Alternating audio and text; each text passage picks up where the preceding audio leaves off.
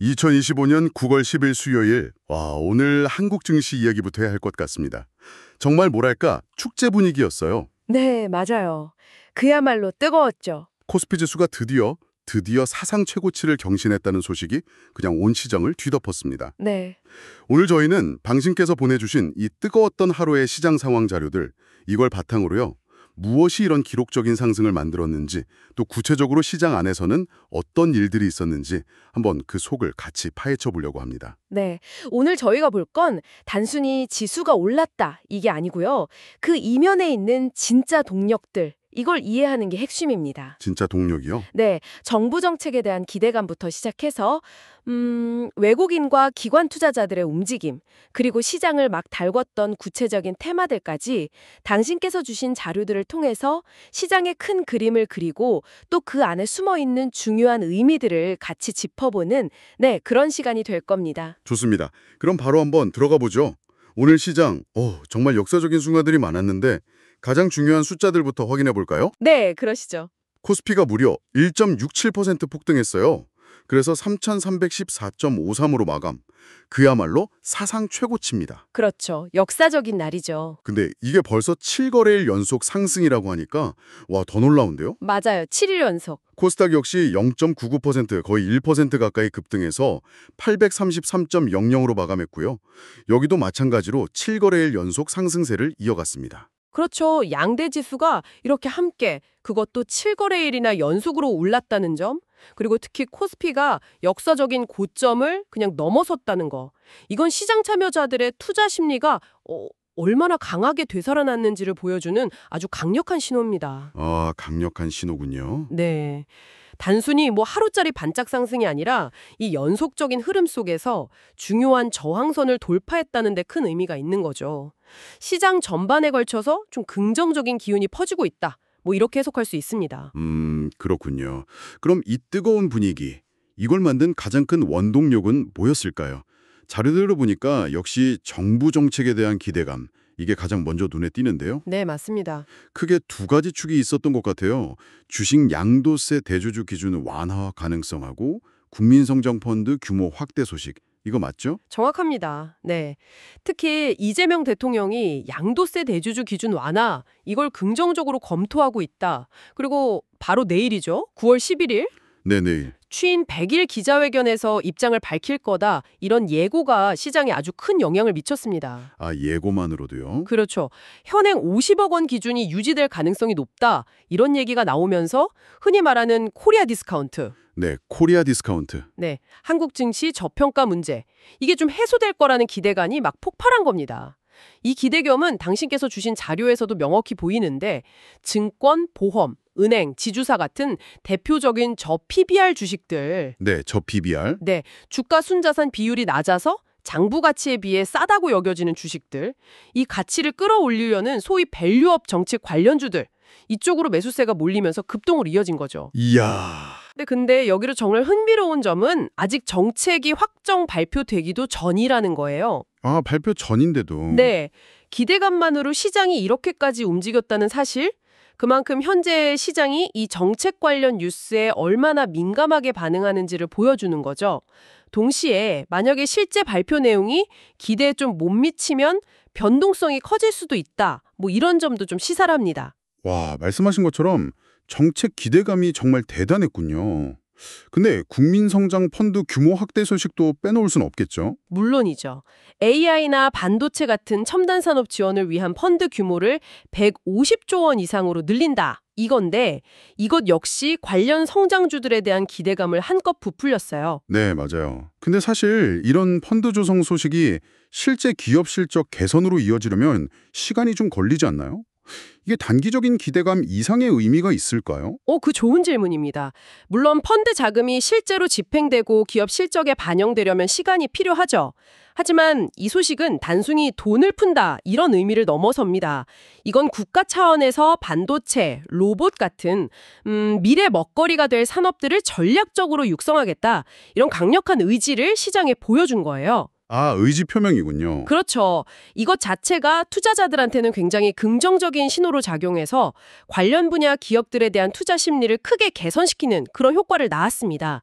뭐랄까 장기적인 성장 스토리에 대한 믿음을 심어준 셈이죠. 정책에 대한 기대감이 이렇게 커지니까 외국인하고 기관 투자자들이 가만히 있지 않았군요. 네, 바로 반응했죠. 자료를 보니까 코스피 시장에서만 외국인이 약 1조 3,777억 원, 기관이 9,045억 원을 순매수했어요. 와, 네, 엄청나죠. 불이 겹쳐서 무려 2조 2천억 원 넘는 돈을 쏟아부은 건데요.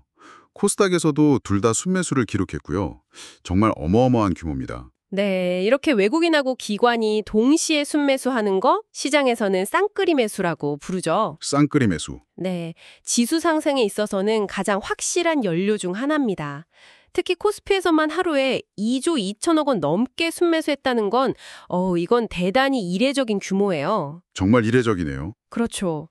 앞서 얘기했던 정책 기대감 그리고 한국 증시에 대한 긍정적인 시각이 얼마나 강했는지를 그냥 단적으로 보여주는 지표죠.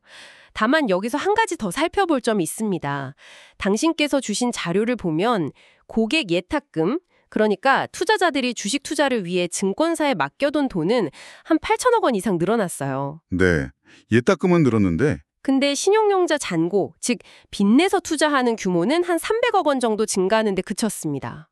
생각보다 적네요. 그렇죠.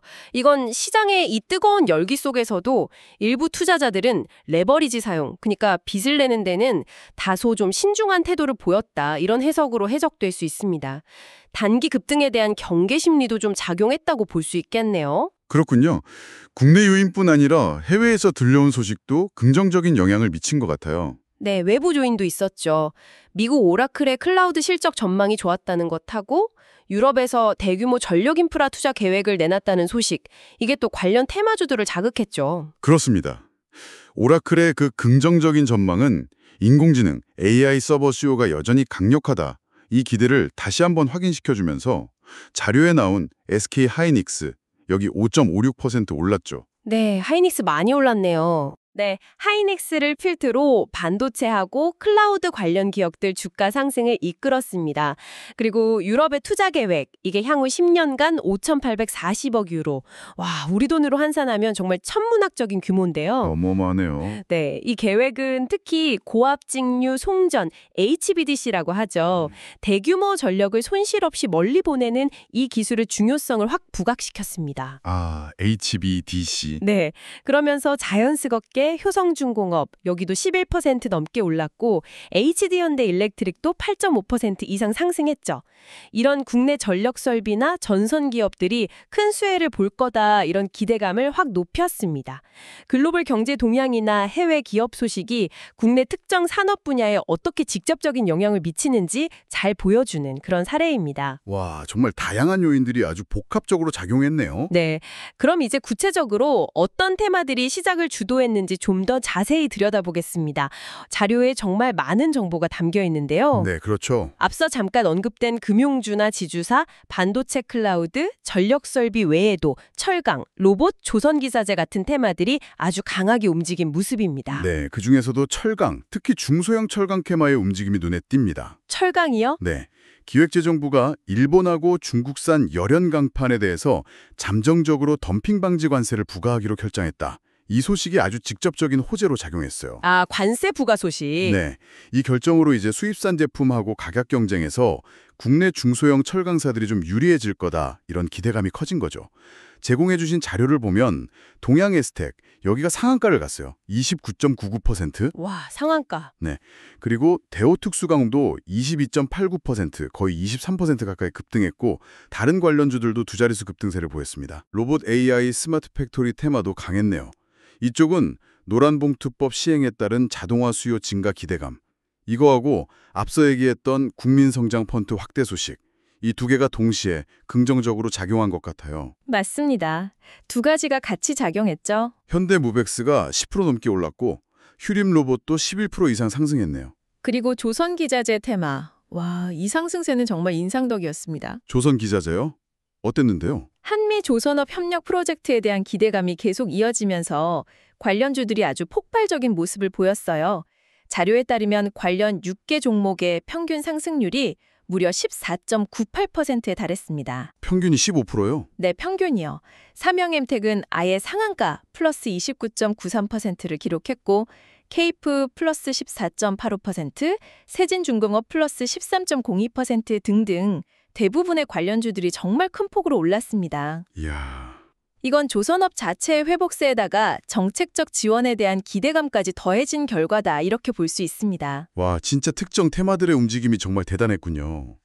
그 외에도 자료를 보니까 제약바이오 쪽은 미국 금리 인하 가능성하고 정부 정책 지원 기대감이 같이 작용했고, 네, 복합적이었죠? 방산 테마는 중동 같은 지정학적 긴장이 좀 고조되면서 HJ중공업이 21% 넘게 올랐고요. 네, 방상도 강했고요. 보안 테마 역시 KT 관련 이슈 같은 걸로 사이버원이 18% 이상 크게 올랐네요. 정말이지 시장 전반에 걸쳐서 다양한 테마들이 동시다발적으로 막 불꽃을 피운 하루였습니다. 맞습니다. 단순히 몇몇 테마만 오른 게 아니라 시장 전반의 투자 심리가 매우 뜨거웠다는 증거는 다른 곳에서도 찾아볼 수 있어요. 당신께서 주신 자료에 따르면 코스피에서는 상승 종목 637개가, 하락 종목 245개에 2.5배가 넘었고요. 코스닥에서는 상승 종목 1086개가, 하락 종목 504개의 2배 이상이었습니다. 아, 오른 종목이 훨씬 많았군요. 훨씬 많았죠. 그리고 또 250일, 그러니까 약 1년 중 최고가를 경신한 종목들을 보면요. 대한광통신, 태광, 키움증권, HD현대일렉트릭, 효성중공업 등등 그 면면이 조선, 반도체, 금융, 통신장비, 전력설비 아주 다양한 업종에 걸쳐 있다는 점도 주목할 만합니다. 네. 이게 뭘 의미하냐면 오늘의 상승이 특정 분야에만 국한된 게 아니라 시장 전반으로 확산되는 폭과 깊이를 갖춘 상승이었다는 걸 의미합니다. 이렇게 전반적으로 뜨거운 장 속에서도 혹시 하락한 테마가 있었을까요? 오늘 같은 날 하락했다면 뭔가 좀 특별한 이유가 있었을 것 같은데요? 네, 많지는 않았지만 자료에 따르면 아이폰 관련주 중 일부가 좀 약세를 보인 것으로 나타납니다. 아, 아이폰 관련주요. 왜죠? 아이폰 17 시리즈 공개 내용에 대해서 일부 좀 실망감이 있었던 것 같고 또 간밤에 애플 주가가 하락한 것도 영향을 미친 것으로 분석됩니다. 하지만 앞서 본 다른 테마들의 그 폭발적인 상승세에 비하면 그 영향은 매우 제한적이었습니다. 시장 전체의 거대한 상승 흐름을 거스르기에는 좀 역부족이었던 셈이죠. 정말 정신없이 돌아간 하루였네요. 코스피 사상 최고치 경신, 정부 정책에 대한 높은 기대감, 외국인과 기관의 기록적인 순매수, 그리고 다양한 테마들의 동반 급등까지. 자, 그래서 이 모든 것을 종합해 볼 때 오늘 시장이 우리에게 던지는 메시지는 뭘까요? 한마디로 어떻게 요약할 수 있을까요? 기업 가치를 끌어올리는 것, 그리고 성장, AI나 반도체 같은 첨단 산업을 육성하는 것 이 두 가지였습니다. 그리고 외국인과 기관의 그 엄청난 자금 유입은 이러한 기대감을 현실적인 수급 동력으로 딱 뒷받침했죠. 네. 하지만 여기서 우리는 좀 중요한 질문을 던져봐야 합니다. 과연 이 뜨거운 기대감이 실제 정책으로 어떻게 구체화될 것인가? 그리고 또 그 효과는 얼마나 지속될 수 있을까? 하는 점입니다. 아, 지속성 문제군요. 그렇죠. 기대가 현실이 되었을 때 혹은 기대에 미치지 못했을 때 시장은 또 다른 반응을 보일 수 있거든요. 오늘 나타난 시장의 높은 민감도는 이게 양날의 검이 될 수 있다는 점을 꼭 기억해야 합니다. 네, 오늘 저희는 당신께서 제공해 주신 2025년 9월 10일 시장 자료를 바탕으로 코스피 사상 최고치 경신이라는 이 역사적인 날의 배경과 주요 특징들을 깊이 있게 한번 살펴봤습니다. 네.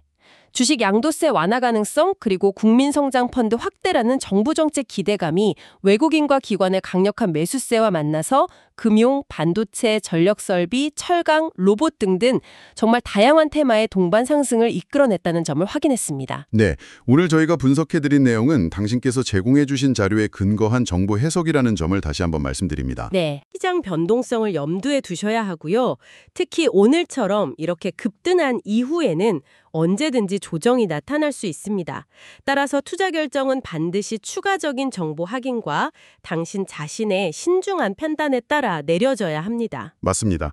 오늘 시장은 정책 기대감이라는 아주 강력한 연료로 정말 뜨겁게 타올랐습니다. 그렇죠. 그렇다면 앞으로 이 기대감이 현실화되는 과정에서 혹은 만약 기대와 다른 결과가 나왔을 때 시장은 또 어떻게 반응하게 될까요? 더 나아가서 이러한 정책 중심의 흐름 속에서 우리가 혹시 놓치고 있을 수 있는 또 다른 변수나 기회는 없을까요? 예를 들면요. 예를 들어서 뭐 정책의 구체적인 실행 방식이나 속도, 아니면 예상치 못한 글로벌 경제 변수의 출현, 혹은 국내 거시경제 지표의 변화 같은 것들, 이런 것들이 시장에 앞으로 어떤 영향을 미치게 될지 당신께서도 한번 생각해 보시는 건 어떨까 합니다.